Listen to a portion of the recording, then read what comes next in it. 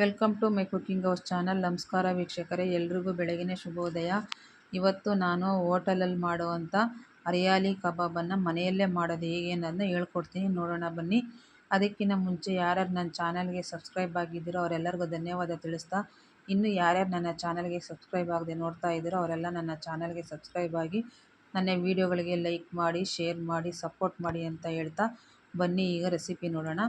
ಒಂದು ಜಾರಿಗೆ ಒಂದು ಸ್ವಲ್ಪ ಪುದೀನ ಸೊಪ್ಪು, ಒಂದು ಹಿಡಿ ಕೊತ್ತಂಬರಿ ಸೊಪ್ಪು, ಖಾರಕ್ಕೆ ಬೇಕಾದಷ್ಟು ಹಸಿರು ಮೆಣಸಿನ್ಕಾಯಿ, ನಾನಿಲ್ಲಿ ಒಂದು 6 ಮೆಣಸಿನ್ಕಾಯಿ ತೊಗೊಂಡಿದ್ದೀನಿ. ನಿಮಗೆ ಖಾರಕ್ಕೆ ಎಷ್ಟು ಬೇಕೋ ಅಷ್ಟು ಮೆಣಸಿನ್ಕಾಯಿ ತೊಗೊಳ್ಳಿ. ಒಂದೂವರೆ ಇಂಚು ಶುಂಠಿ, ಒಂದು ಬೆಳ್ಳುಳ್ಳಿ, ಒಂದು 1/4 ಸ್ಪೂನ್ ಕರಿಮೆಣಸು, ಒಂದು ಚಿಟಿಕೆ ಅರಿಶಿನವನ್ನು ಹಾಕ್ಕೊಂಡು ನೀರು ಹಾಕ್ದಲೇ ಇದನ್ನು ಮಸಾಲೆ ರುಬ್ಕೊಂಬರಬೇಕು. ಆಮೇಲೆ ಒಂದು ಪ್ಲೇಟಿಗೆ 1.5 ಸ್ಪೂನ್ ಕಡಲೆ ಹಿಟ್ಟು, ಒಂದು 3 ಸ್ಪೂನು ಮೈದಾ ಹಿಟ್ಟು, 2 ಸ್ಪೂನ್ ಕಾರ್ನ್ಫ್ಲೋರ್ ಹಿಟ್ಟು, ರುಚಿಗೆ ತಕ್ಕಷ್ಟು ಉಪ್ಪನ್ನು ಹಾಕ್ಕೊಂಡು ಇದು ರುಬ್ಬಿರೋಂಥ ಮಸಾಲೆ ಸಹ ಇದಕ್ಕೆ ಹಾಕ್ಕೊಂಡು ಎಲ್ಲ ಕ್ಲೀನಾಗಿ ಕಲಿಸ್ಕೊಬೇಕು. ಇದೆಲ್ಲ ಕಲಿಸ್ಕೊಂಡು ಎಲ್ಲ ಸ್ಪ್ರೆಡ್ ಆದಮೇಲೆ ಕೊನೆಯದಾಗಿ ಒಂದು ಎಗ್ ತಗೊಂಡು ಎಗ್ ವೈಟ್ ಮಾತ್ರ ಹಾಕ್ಕೊಬೇಕು, ಯೆಲ್ಲೋ ಕಲರ್ ಹಾಕ್ಕೊಬಾರ್ದು. ಎಗ್ ವೈಟ್ ಮಾತ್ರ ಹಾಕ್ಕೊಂಡು ಅದನ್ನು ಸಹ ಚೆನ್ನಾಗಿ ಮಿಕ್ಸ್ ಆಗಂಗೆ ಕಲಿಸ್ಕೊಬೇಕು. ಕಲಸಾದ್ಮೇಲೆ ಇಲ್ಲಿ ನಾನು 1 kg ಲೆಗ್ ಪೀಸು ಚಿಕನ್ ತೊಗೊಂಡಿದ್ದೀನಿ. ನೀವು ಯಾವ್ದು ಬೇಕಾದ್ರೂ ತಗೋಬೋದು. ನಾನಿಲ್ಲಿ ಲೆಗ್ ಪೀಸೇ ತರಿಸಿದ್ದೆ, ಅದಕ್ಕೆ ಹಂಗಾಗಿ ನಾನು ಅದನ್ನೇ ಯೂಸ್ ಮಾಡ್ತಾಯಿದ್ದೀನಿ. ನೀವು ಚಿಕ್ಕ ಪೀಸದಲ್ಲಿ ಯಾವ್ದು ಬೇಕಾದ್ರೂ ಚಿಕನ್ಗೆ ಇದನ್ನು ಮಾಡಿಕೊಂಡ್ರೆ ಚೆನ್ನಾಗಿರುತ್ತೆ. ನಾನು ಅದೇ ತರಿಸಿದ್ರಿಂದ ಅದಕ್ಕೆ ಅದನ್ನೇ ಮಾಡಿ ತೋರಿಸ್ತಾ ಇದ್ದೀನಿ.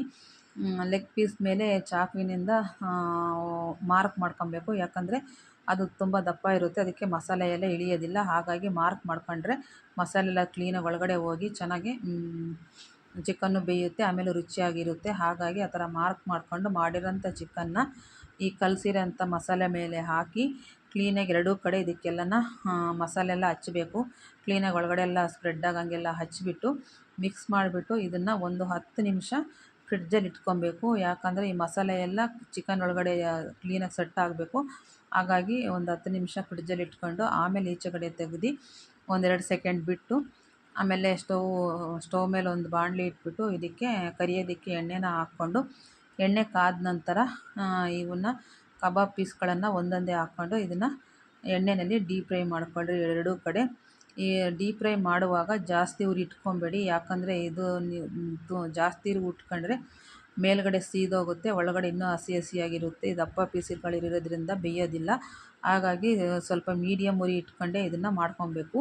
ಕೊನೆಯದಾಗ ಒಂದು 5 ನಿಮಿಷ ಸಣ್ಣ ಉರಿ ಇಟ್ಕೊಂಡು ಇದನ್ನು 1-2 ಸೆಕೆಂಡ್ ಬೇಯಿಸ್ಕೊಂಬಿಟ್ಟು ಆಮೇಲೆ ತಕ್ಕೊಂಬಿಡಿ. ಇದ್ರ ಮೇಲೆ ನಿಂಬೆ ರಸವನ್ನು ಹಾಕ್ಕೊಂಡು ಈರುಳ್ಳಿ ಜೊತೆ ಸರ್ವ್ ಮಾಡಿ, ತುಂಬ ಚೆನ್ನಾಗಿರುತ್ತೆ. ಒಮ್ಮೆನಾದರೂ ಮನೇಲಿ ಟ್ರೈ ಮಾಡಿ ನೋಡಿ.